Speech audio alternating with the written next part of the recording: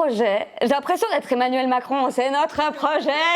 Je m'appelle Vaiana, je suis infirmière depuis maintenant 7 ans, depuis 1 an au Centre Léon Bérard. Le petit truc que j'aime faire, c'est créer des BD pour les patients. Je me demandais comment faire comprendre aux patients leur maladie de manière simple pour qu'ils retiennent aussi les informations, enfin pour que ce soit clair, comment les captiver avec ça. Et donc j'ai eu au début l'idée d'utiliser des métaphores. Par exemple, pour les problèmes de tension, la plupart des gens vont chez le médecin, se font prendre la tension, mais ils savent pas vraiment ce qu'est la tension, à quoi ça correspond la tension. Donc moi je métaphore déjà les artères en disant que c'est un petit peu le tuyau d'arrosage du corps et que la tension artérielle c'est le calcul de cette pression d'arrosage. Alors là je me mets à mimer devant eux, je leur dis bah vous voyez par exemple un tuyau, une tension à 12 c'est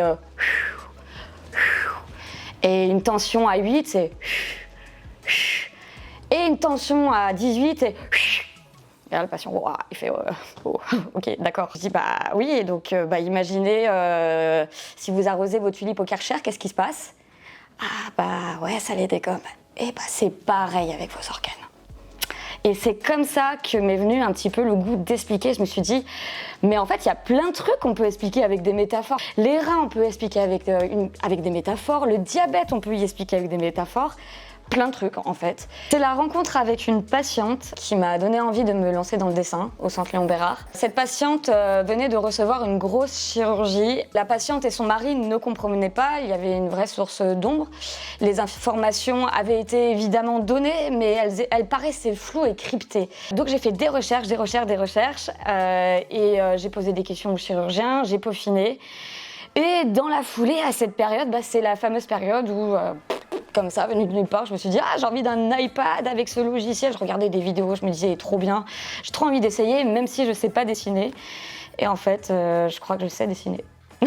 Du coup, quand j'ai vu les effets que cela pouvait avoir sur cette patiente, je me suis dit ok, on va y faire sur d'autres, dans d'autres situations, je suis partante. Allez go!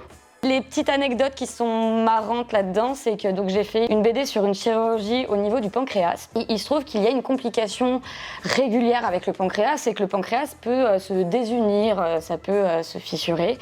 On appelle ça une fistule. Il y a une prise en charge derrière, c'est pas du tout forcément grave.